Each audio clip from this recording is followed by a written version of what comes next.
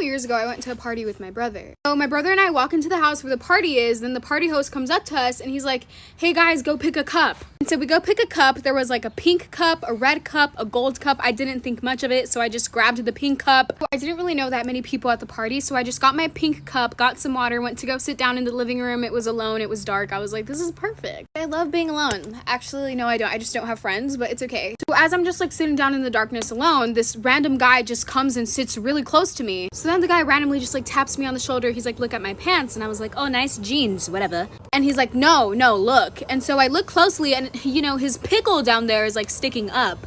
Like, oh my God. I was like, dude, no, like, no. And he's like, but you got the pink cup. And I was like, yeah. He's like, the pink cup means you're down to smash whenever.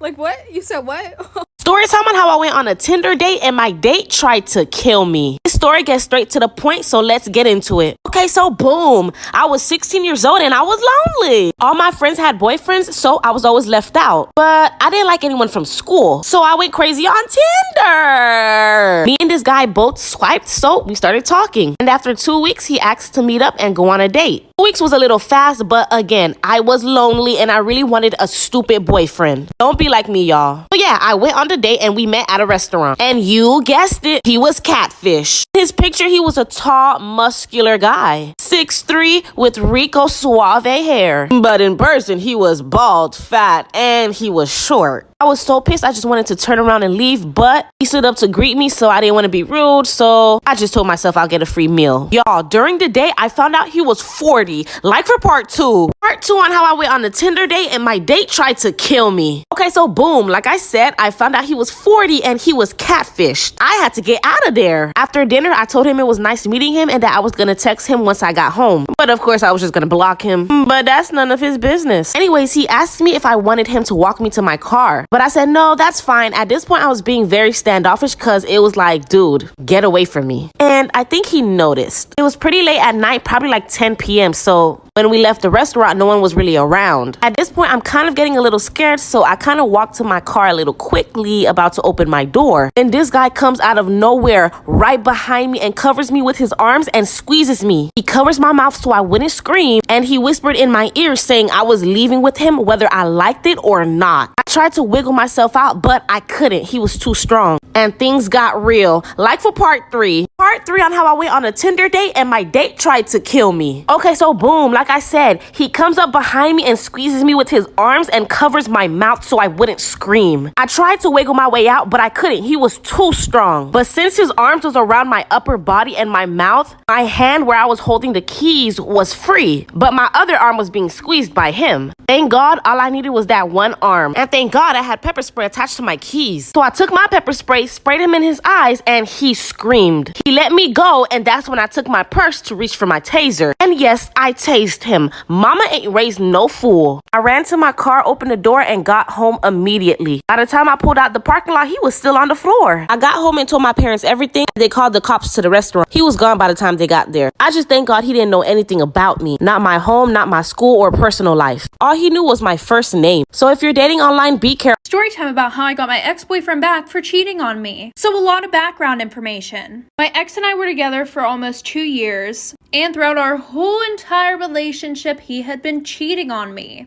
I'm not surprised though. But what I am surprised about is that he was cheating on me with my best friend. Well, my ex-best friend now. Before my ex and I got together, my best friend had a crush on him for like a week, right? And then she got a boyfriend. And I had asked her, is it okay if I get with him? Like, him and I have been talking. He said that he really likes me. And she said, yeah, of course, that's perfectly fine. I don't care. I don't like him anymore. So I was like, okay, we're all good to go. So a month later, him and I start dating. Well, I found out that he was cheating on me when I went through his phone and saw all these nude pictures of my best friends and videos of them doing the nasty. So I decided I had to get him back. And my best friend, of course. My best friend was still with her boyfriend. But her boyfriend was my ex-boyfriend's best friend. Like for part 2. Part 2 about how I got my ex-boyfriend back for cheating on me. So I'm just gonna throw this in here real quick. I'm pretty sure the only reason why my best friend did all that stuff with my ex was because she was pissed off at me for actually dating him. Because from what I had heard through other people who knew that she was doing that with my boyfriend, they said that she didn't talk to him or anything anymore. And that she really actually loved her boyfriend that she was with. A little TMI. Throughout my boyfriend and I's whole relationship, he would beg me to be open-minded while being intimate. And he would want to do things that I really just did not want to do. There was a long list of things that he wanted me to do. So a week later, I told her boyfriend, but I told her boyfriend not to tell her because of my plan. And that whole week, my boyfriend was apologizing to me, saying he was so sorry and that he wants me back, blah, blah, blah, blah, blah. And my best friend thought that her boyfriend was loyal as fuck. Not anymore. So I told him about my plan, which was to do everything that my boyfriend begged me to do during our whole relationship with him. And for him, it would just be enough to send it to her because she thought he was loyal. Like for part 3. Part 3 about how I got my ex-boyfriend back for cheating on me. So like I said, I told her boyfriend my plan and everything like that, and he was on board right away. So he came over to my house, we did all that good shit. Oh, and I forgot to tell you guys. My ex-best friend had begged me not to tell her boyfriend. She was like, you don't get it, like I really love him, like I really don't want to lose him. And I told her that I wouldn't tell him. But I don't really know what her boyfriend did. All I know is that I sent the video to my boyfriend. Oh, and also my boyfriend begged me not to tell her boyfriend because they were best friends. But I did it anyways, and like I said, I sent it to him, and I sent him a long paragraph. And then he sent me, oh, how could you do this to me, blah, blah, blah. You just ruined everything for me. Things will never be the same between us. And I was like, yeah, okay, good. I don't care. You were a piece of garbage anyways. But however, my ex-best friend, she took her boyfriend back, and now their relationship is toxic as fuck, and he cheats on her all the time. And they've been together now for like 3 years. Karma is a bitch. Story time about how I snuck out of the house and got caught by my crazy psycho mother. Warning you guys, but here we go. At the time, I was 19, and I just got done with my first year at a university. And while I was at school, I met this cute boy, which we're going to call Kendrick. And that whole year, we were talking. So summertime rolls around, and I go back to live with my parents. And when it came to my parents, they were very strict about me talking to boys, especially my mom. And I know I was 19, but my mom did not allow me to go out if she didn't know where I was at. So this one day, Kendrick is like, oh, we should go out one night. And I went and told my mom that I was going to the mall with my friends. But as the time got later, it was like too late, and my mom started blowing up my phone. And usually when she does that, I'm in big trouble. So I just decided not to pick up because I know I'm going to get in trouble anyway, so I might as well stay out and have fun with whatever time I had. But that was the biggest mistake. Y'all come back for part 2 because it gets bad, really bad. Part 2 of how I got caught sneaking out of the house by my crazy psycho mother. So like I said earlier, I was out and she was blowing my phone up and I was not answering. Because I knew I was going to get in trouble anyway, so I might as well just have fun. Well, as the night was getting later, I had to go home. And when my boyfriend Kendrick dropped me off, there was a whole bunch of cars outside of my house, and police cars. When I walked into my house, I saw all of my family, uncle, aunts, cousins, police. It was a whole bunch of people in there. I had my uncles and aunt walking up to me asking what happened to me. Said they called the police because they thought I got kidnapped. At one point, I was going to lie and said I got kidnapped because I didn't want to get in trouble. But I just told everybody I was out with a friend. But when my mom saw me, it was over. It was over. I should have just went ahead and buried my grave then and there. Because I got my ass whooped in front of everybody and the cops. So I can't really tell if it's romantic or not that my boyfriend put me up as the prize to a race without me knowing. To give some backstory, we were dating on and off for about 1.5 years. And we'll just go ahead and call this man Brad. We met in health class and he was kind of an a-hole, but I honestly fell so hard for him. Well, around this time, he sold his old car and got a beautiful 2015 black Charger. And let me tell y'all, I would feel like such a baddie when he'd come pick me up. And when I moved an hour away, he would still come pick me up weekly and take me to nice hotels. Well, one day he was talking to me about how obsessed his friends are with me, which I thought was so strange, but he was like, yeah, I showed them your picture. They all think you are so fine. And I guess they all talked about how they wish they could have a chance with someone like me and blah, blah, blah. And that's when he decided to enter his fancy little car into a race. He asked me if I wanted to come see him perform, but we were in the dead of winter, so I was like, probably not. That's when he started begging me and told me that the prize was really important. So I decided to go.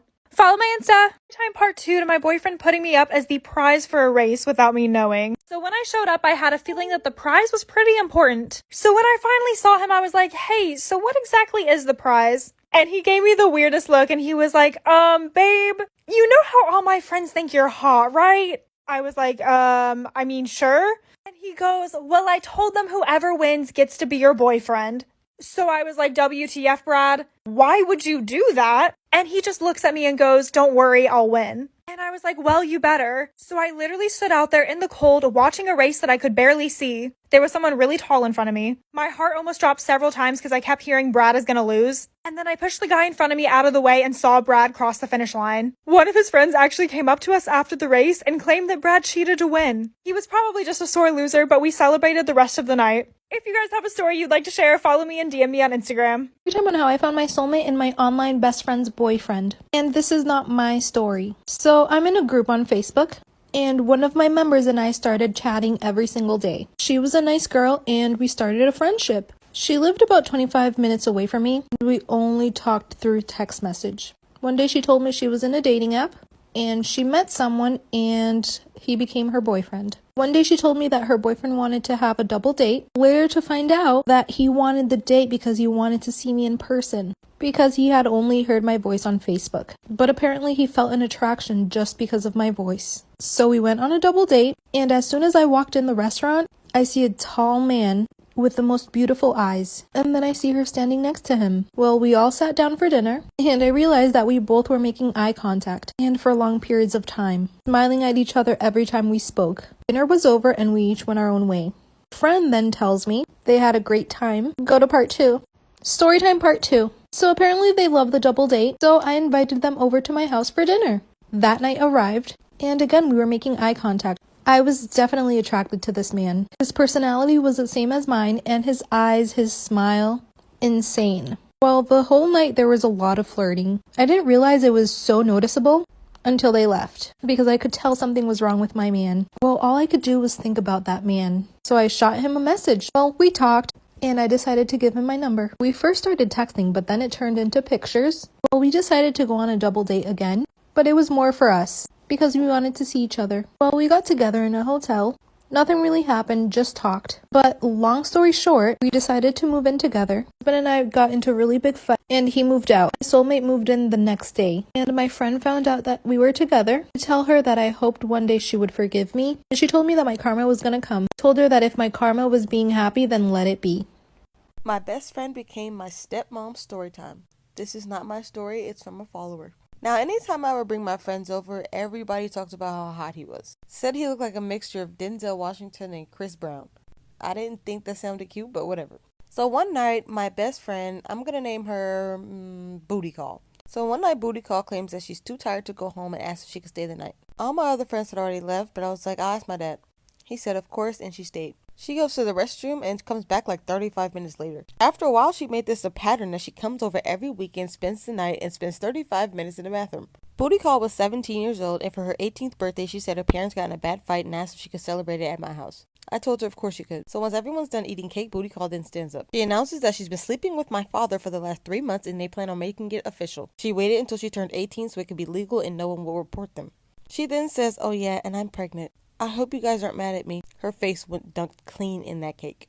Story time of how I was almost abducted and caught by a serial killer. In February of 2012, I decided to visit my grandfather's grave because it was his birthday. His passing was really hard for me to deal with because he had just died the previous year in March and the wounds were still pretty fresh. It was daytime and I was kneeling in front of his grave with my head down. I was mourning and crying as I thought of our memories together. However, something didn't feel right. For some reason, a sense of urgency filled my stomach. I could somehow tell something bad was about to happen, but I didn't know what. The area around the cemetery was covered in woods. In that moment, I looked up to see a man full-on sprinting from the woods in my direction. Although I was in shock, I forced myself to get up and run as fast as possible towards my truck. By the time I made it to my truck, he had gotten about 50 feet from me. I jumped in and locked the doors instantly. That's when he stopped and threw his hands up in the air in a huff like his favorite team had just lost a football game. I started my truck and slammed my foot on the gas pedal, driving right past him. Our eyes were locked and neither of us broke eye contact for a second. I got a really good look at his face. At first, I thought I was your average weirdo, but little did I know I was looking into the face of one of the most notorious serial killers. Part 2, how I was almost abducted and caught by a serial killer. A few years after this incident, I was at work, bored out of my mind, and decided to download an app. This app had a ton of paranormal, cryptid, serial killer, and UFO articles. As I was browsing through the serial killer articles, I came across one that made my heart drop into my ass. Israel Keyes. He was widely known for murdering an underage girl in Alaska, dismembering her body, and dumping the pieces into a frozen lake. He would travel across the U.S. bearing kill kits in places long before he ever committed the crimes. After he murdered Samantha Koenig in Alaska, he traveled to Texas for a wedding in a city not too far from where I live and disappeared for a bit. Not even his own family knew where he was. He was arrested in Lufkin and brought to a city one over from me before he was extradited back to Alaska to stand trial. A year ago, I found a book on him and read about his crimes. At the end of the book, he described some of his favorite places to abduct people were public parks and cemeteries. I often wonder if there's a kill kit buried in the woods of the cemetery that he tried to abduct me in. You were fast, Israel, but I think that my grandfather was watching out for me that day because I was faster. Story time about how my brother almost beat up some 5th graders. So we had all spent the day out at my family's ranch, and I had brought my boyfriend, Jerry, out to see it. Little backstory, it was built in like the 1920s, and then rebuilt in the early 2000s, and now it's under construction again. So we decided to drive home. We're coming back, I'm feeling tired, and I'm also kind of blind. So my brother decides to take over driving. Nah, it was really because your driving sucks. Okay, well, whatever. Anyways, we get close to the neighborhood